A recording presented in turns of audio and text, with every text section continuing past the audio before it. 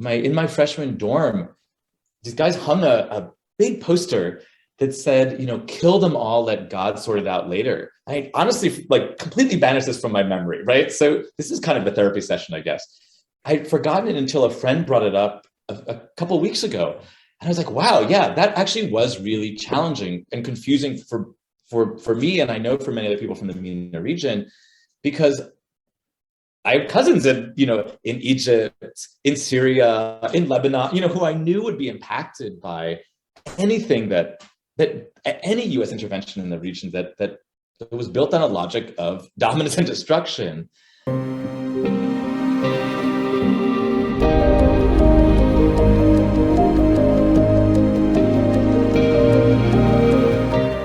Thomas Samsarian Dolan, you just defended, and you're heading off to Cairo soon.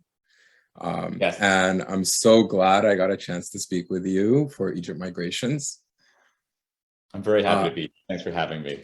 Absolutely. I wanted to start us off with a simple question. What's your migration story? And perhaps you can start by describing your namesake, Thomas Samsarian's escape from the Ottoman Empire. Yeah, well, thank you. So, and I know we first connected while I was presenting on this work at MESA. So, yeah, I mean, a good way to kind of get into my story, how I got into research, as well as what will become, I hope, a future book project. So I presented on, and I'm named after a great-grandfather, Thomas Samsarian, who is from Dikranlikert, present-day Diyarbakir in eastern Anatolia.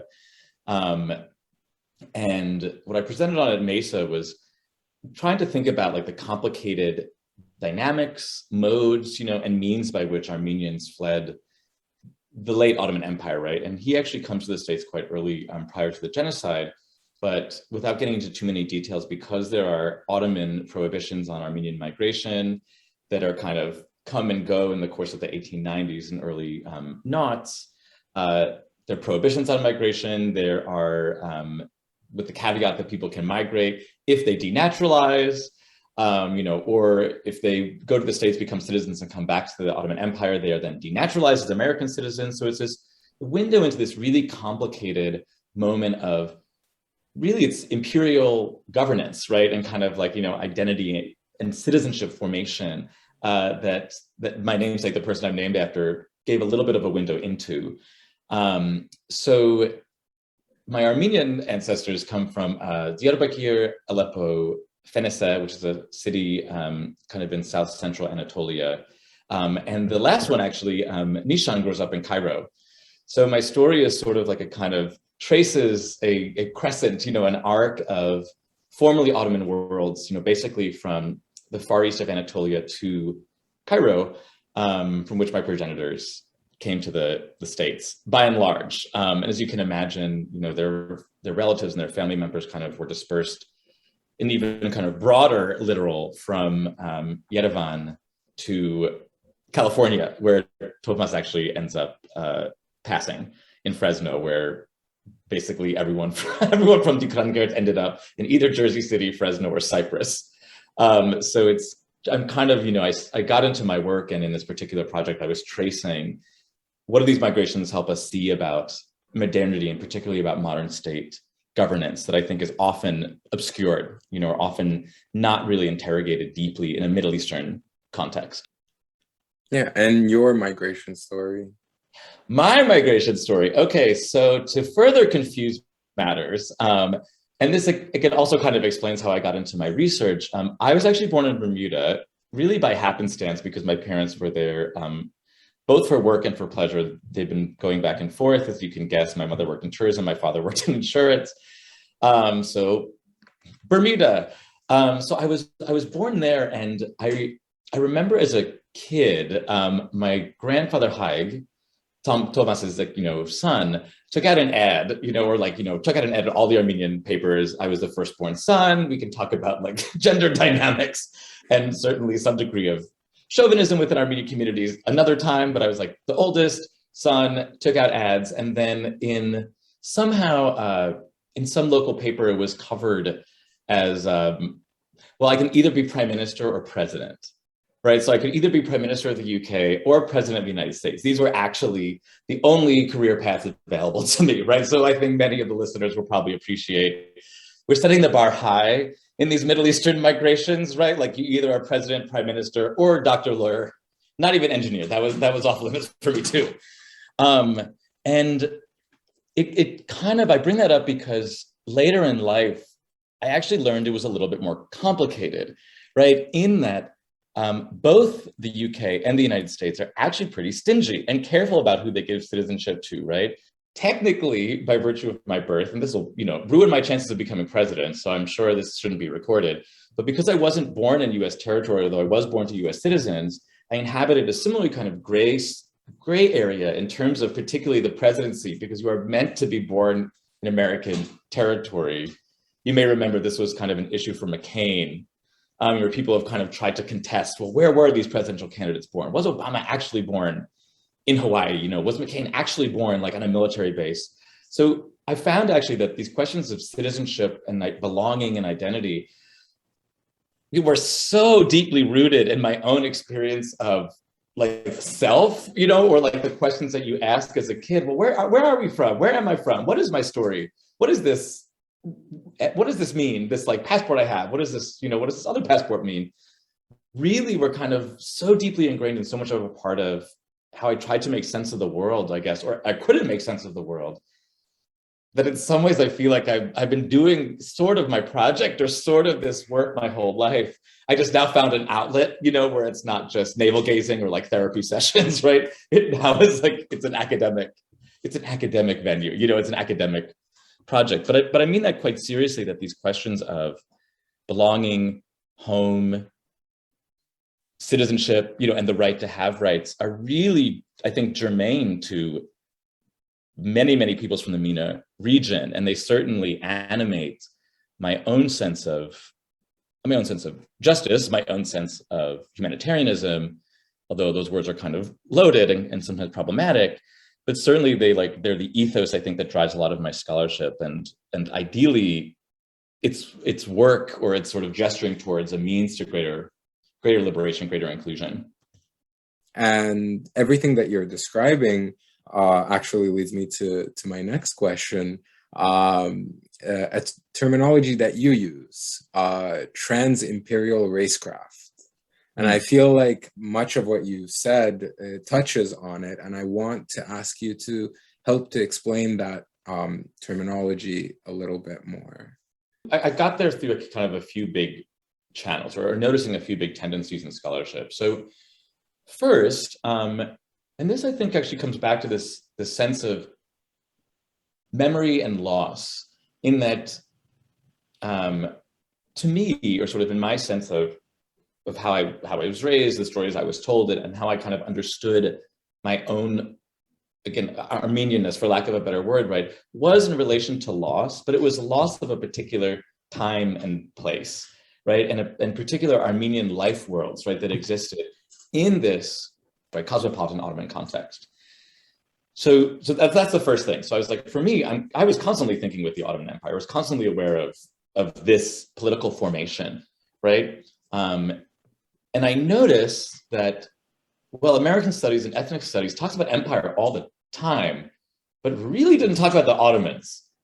And even, frankly, Middle East studies in its way, and this is maybe some of the methodological questions that I'm really responding to, and things that I find problematic, also didn't really respond to the Ottomans, I think, in really nuanced and robust ways, or didn't respond to the Ottomans and kind of examine the region in ways that were trans-political, meaning they spanned both the late demise and then kind of, states that emerged from the rupture, kind of the great undoing and unraveling of the Ottoman Empire and the Ottoman Middle East. And because empire was a concept that is really so frequently invoked within American studies and ethnic studies, which really are my home disciplines, I thought, okay, like there's something here. If we can't actually talk about empires in the same frame, we're doing something a little bit funky. The second reason I think that empire is so important is that it's a concept that is really central to Orientalism and Edward Said's Orientalism, right? And a way in which we think about the Middle East.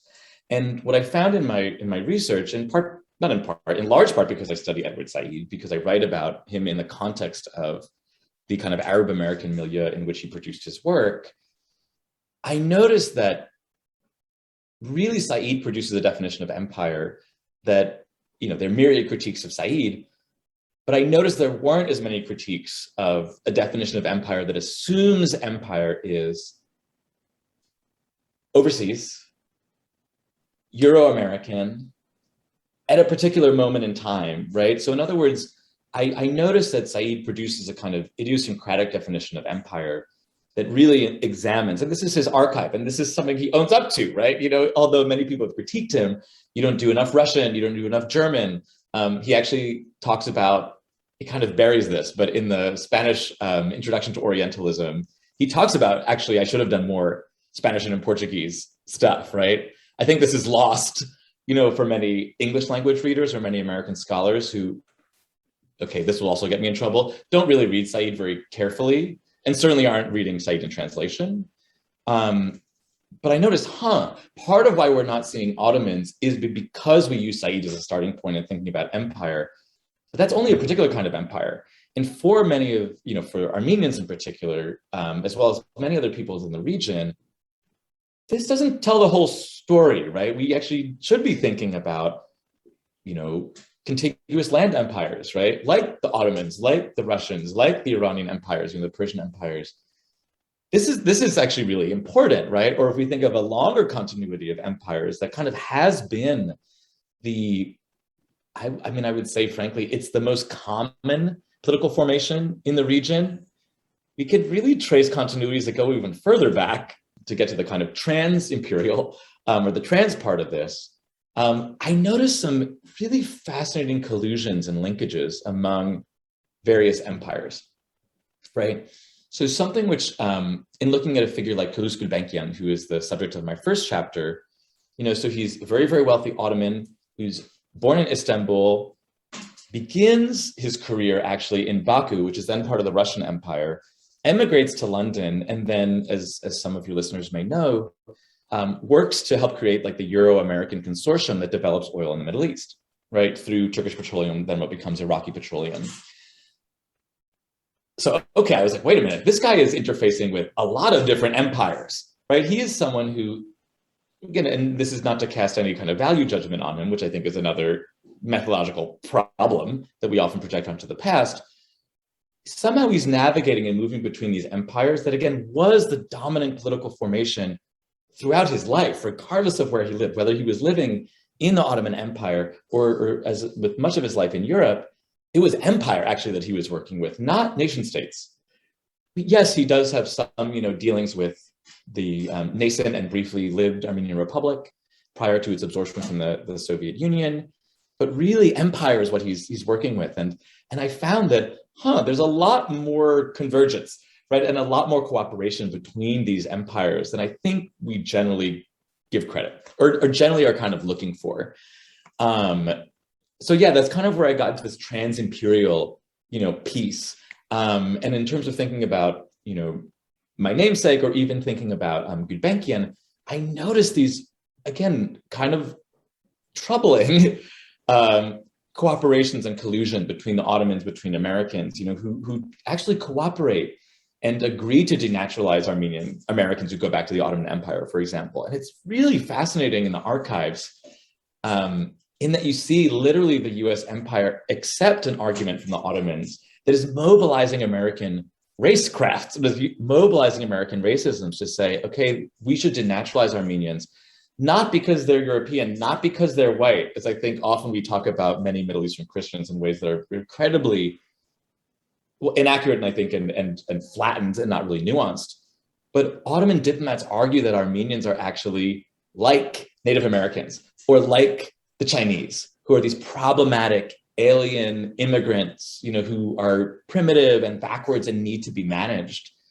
So they're actually they're talking the talk of American racism to American diplomats, and again, kind of colluding to create this, create an impossible subject, to use Bena's word, right? A subject who cannot be both an American citizen and an Ottoman citizen who can only be Armenian in certain ways that are largely problematic and defined by others and are restricted and bounded in ways that thwarted mobility and ultimately, unfortunately, thwarted survival, right, or life for many, Armenians who found themselves literally unable to leave the Ottoman Empire. And then in the post-World War I era, as you may know, also kind of thwarted and impossible subject as refugees, who are not welcomed actually across the Americas. So I bring that up again as a way to think about how do we understand the way that empires and states, even more broadly defined, are always in conversation and are talking each other's talk, right? And are coordinating and are not always in agreement about how to manage mobility, how to manage peoples. Yeah, and you're asking very important questions about citizenship, about belonging, and about how not just how immigrant communities are received, but how elites within those communities choose to represent themselves and choose to claim visibility, claim belonging on behalf of a heterogeneous group. Absolutely. And I can see how your background shapes your work, your positionality as an Armenian scholar informs your work. And I'm very curious, how has your work been received within Armenian communities or other communities that you perhaps are engaged with? Well, that's a great question. I would say, I don't entirely know, but I can say, as you said, because these communities are so heterogeneous, right? Because we're talking, and I'm really not interested in questions of like authenticity. I don't intend to leave Armenianness or Arabness or Copticness or whatever, like I don't treat these as categories that are not open to contestation, and I think that you're absolutely right to underscore that, what it means to be Armenian to someone like Calouste Gulbenkian, a super elite, who in some ways, like me, picks up citizenships, right? I mean, I did it unintentionally, right? But he, spends his life an Ottoman citizen, an Armenian citizen, a British citizen, and then later when the British try to denaturalize him, he ends his life an Iranian citizen, right, in Lisbon, right? So he's not a typical Armenian in this time period, although he is a leader in the community, and he's certainly one of the most visible Armenians in the community, right? So I bring someone like that up to say, like, one, this heterogeneity is really, really important. And I think that the same heterogeneity has informed at least what I've gathered from reactions to my work, right? I think that, yeah, it's really, really tough, So in terms of Armenian communities, I think I know that there are quite palpable political splits that date back almost 100 years, right? That still inform a lot of Armenian life. There are major splits between those in diaspora from the formerly Soviet Republic, from different parts of the Middle East, and from this kind of earlier generation in which, my family came. These are quite different groups, and I think they react to these stories in very, very different ways. As you've gathered, the other chapters of my dissertation are on a woman named Alia Hassan, who's born to homesteaders in South Dakota in 1910, and later runs Access in Detroit. My third chapter is on Edward Said. My last chapter is on Shakira. And I have a question about that, actually. Oh yeah, so save that. But I offer these figures to say that I am a scholar of Arab American studies, right? The Americas, I'm looking at, Arab communities in the Americas. I'm not a part of this community, right? Like I'm sympathetic to, I'm careful to really study and privilege voices within the community, and privilege especially the voices of the figures that I study. But I'm sure that, there's a reaction in that community that is different than the reaction to my studying Armenians, right? So yeah, I think the reactions have been quite different. I think that because we are considering issues in which the stakes are so high, issues around citizenship, issues around inclusion, issues around in what I study, really race and ethnicity, the stakes are quite high around facets of identity that, as I try to really underscore, have enabled or disabled the movement and survival of peoples across time. The stakes are high, right? And I think that I know that means that and I really try to be sensitive to and understanding to very, very different reactions to these narratives. You know, I think that many of the narratives that I'm describing, say around Armenians and say Ottoman denaturalization, right? These are painful narratives, right? And they're ones that many Armenians, as well as other scholars, have really wanted to, shove it under the rug, right? And obfuscate and obscure, because they reference disadvantage, they reference death, they reference genocide, they reference being smeared as backward, as primitive, as undesirable subjects, right? And I think that this plays into a tension in a lot of MENA communities, wanting to be a model minority, and wanting to disprove like the really, really negative stereotypes that typify, I think, how a lot of the West thinks about the region, right?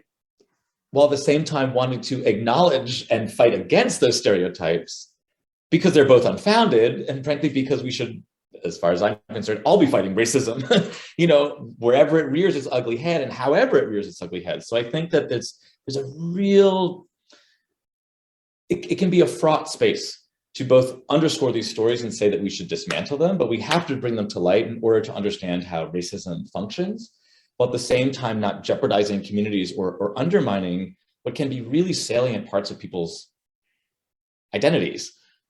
So, like you said, you've selected several figures for your book. Where does Shakira fit in?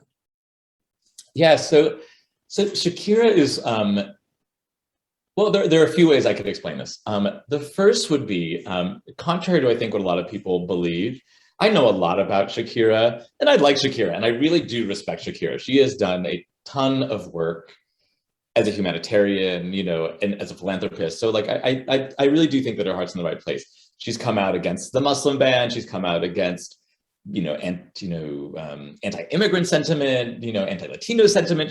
She's really, I think, doing her thing and generally on the right side of things. That said, I'm not like a Shakira stan. I'm not a Shaki super fan, right? Like, I've actually never been to a Shakira concert. I would love to meet Shakira. If you're listening, please call me. Right, but I came to Shakira in some ways in a personal way. So I grew up in South Florida after this kind of, again, ambiguous birth in Bermuda. So I grew up in South Florida, and it's such an interesting space in terms of American racial politics. A lot of things feel kind of topsy-turvy in that it's in the South, but is populated in large part by transplants from elsewhere, from the Northeast. There's obviously a huge, Latinx population, particularly from Cuba, that tend to be racially, that kind of occupy all different racial positions, racial and class positions. So it was an interesting place to grow up. And Shakira was someone who I knew first in her Spanish language albums. And then when she kind of burst onto the scene, many of my friends, some Colombian, some otherwise, we're so mad. They're like, she's blonde now, she's selling out. Why is she doing this like Britney x Tina blonde clone? She's so much better than this. And for what I knew of her, she was a songwriter. She had really kind of cut her teeth, or at least become popular through like rock en español, so I was interested in kind of this transition. And I remember distinctly though, watching her perform at the Latin Grammys, the first Latin Grammys in 2000, almost a year to the day before 9/11. Performing her song Ojos Así. And it's a song in which she plays the doumbek, she belly dances, she sings in Arabic, she sings about Beirut, Bahrain, camels, and the Middle East. There's a chorus in Arabic. There was, in this particular performance, there's like, Arabic streaming across the screens. There's, camels and flames and some other kind of like sensationalized, desert sands, this sort of really kind of sensationalist vision of the Middle East. But I remember watching this and thinking, okay, wait a minute. Like, whoa, this is something I hadn't quite put together, but wait, oh my God, wait a minute. Like she's identifying and calling out in her way, like, and this was a means for her to be Arab or to be Arab American, right? And the more I kind of dug, the more I found, well, there's really a very, very different interpretations and interpolations of people from the Middle East and Latin America. that is really not on our radar.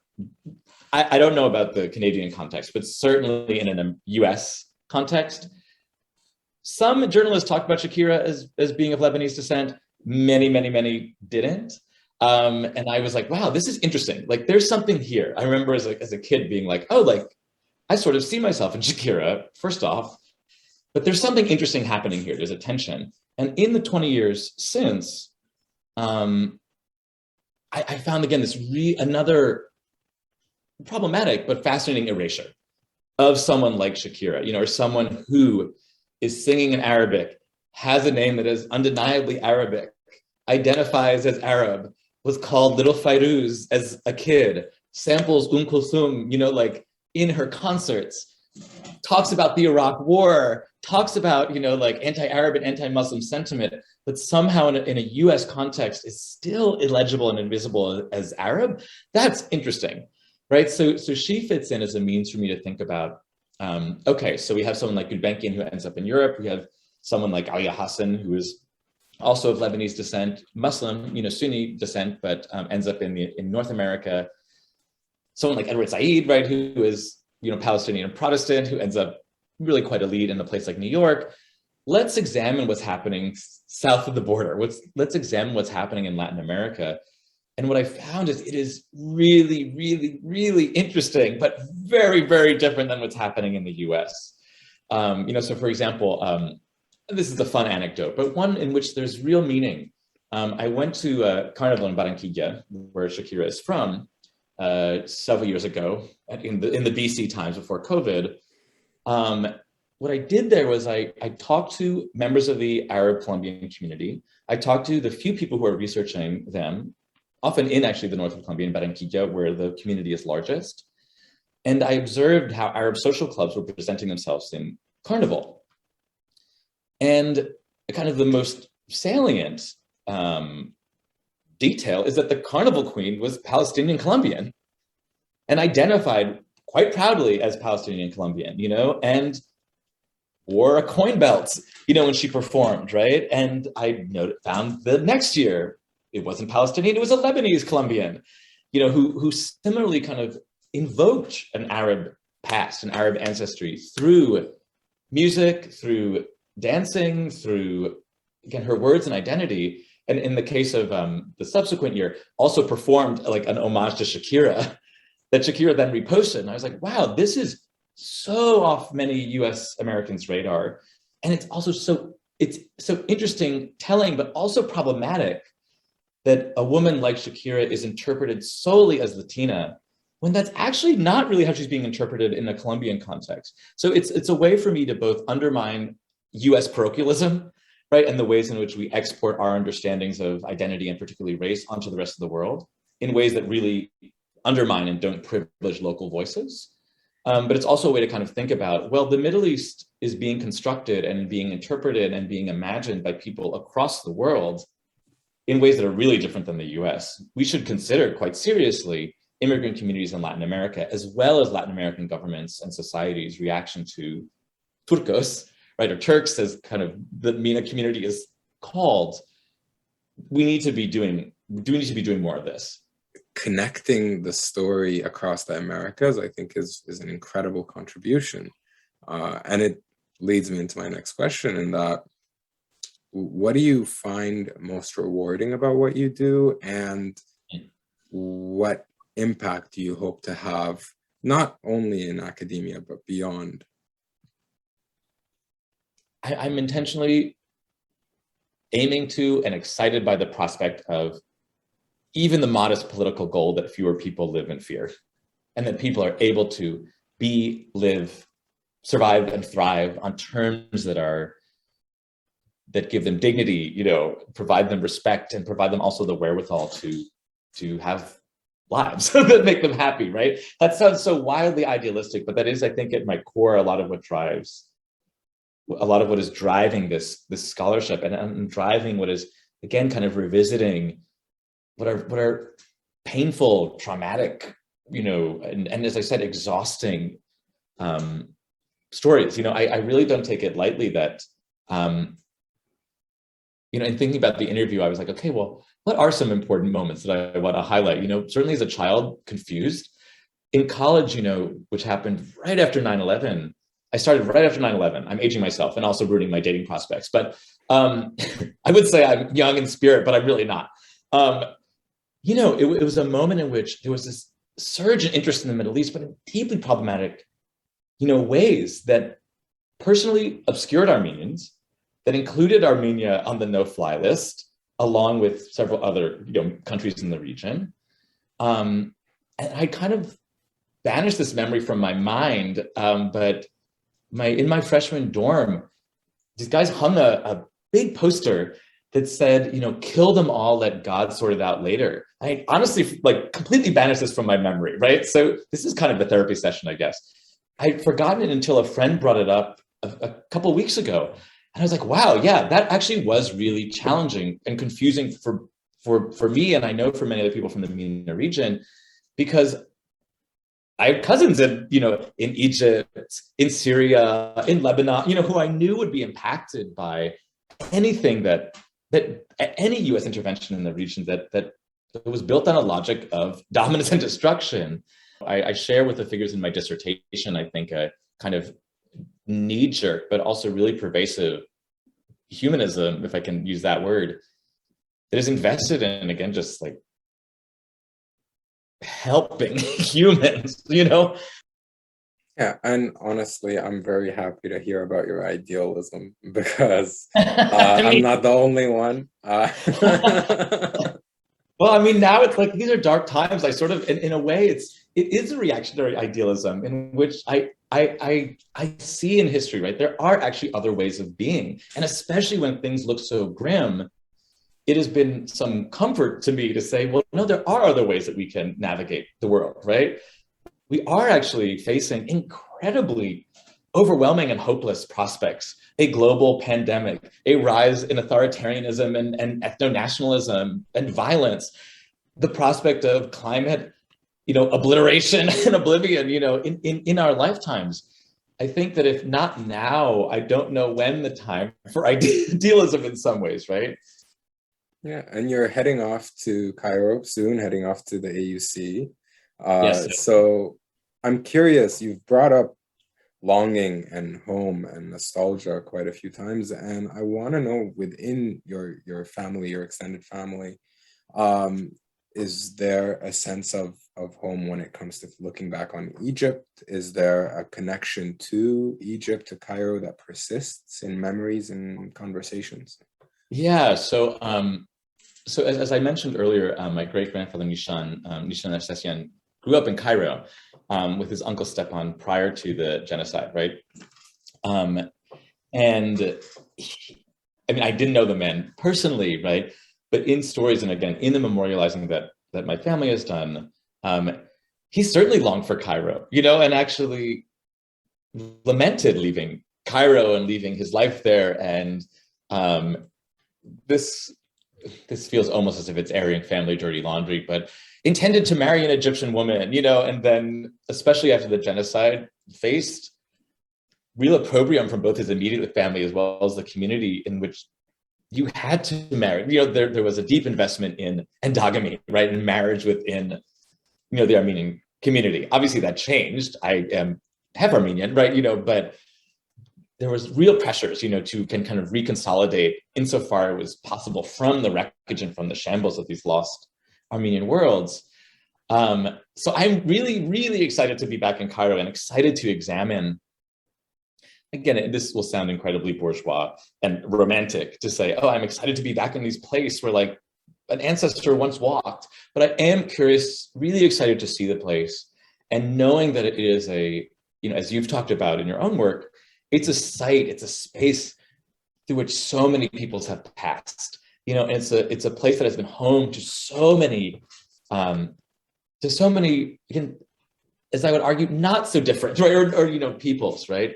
But there's been this contestations over ownership, over belonging, and I see these connections, especially, with Egypt, with so many different figures in my dissertation, Aliyah Hassan is invited, goes to Egypt, at the invitation of Nasser, and who brings the Federation of Islamic Associations of America to Egypt, to see the place and show off again his particular vision of Arab nationalism, which ends up being deeply influential for someone like Edward Said, even though he's not necessarily served by all aspects of Nasser's nationalism and is actually exiled from Egypt for decades himself. And then, finally, in terms of my Shakira chapter, I'm really excited to be in Egypt and to examine, Cairo and Egypt, writ large, is a really vibrant performance scene here that includes music, that includes belly dance, that includes, cabarets and casinos, and all these spaces that really, I argue, are a part of Shakira's story, and which I really hope to explore in a future project that will let me return to music and performance, and thinking about kind of this as also something of the, something central to Middle Eastern identity formation, which I think Cairo would be like the ideal, most exciting place to do all of this, cultural work, and frankly, quite humbly, all this learning. I'm very, very excited for my time in Cairo.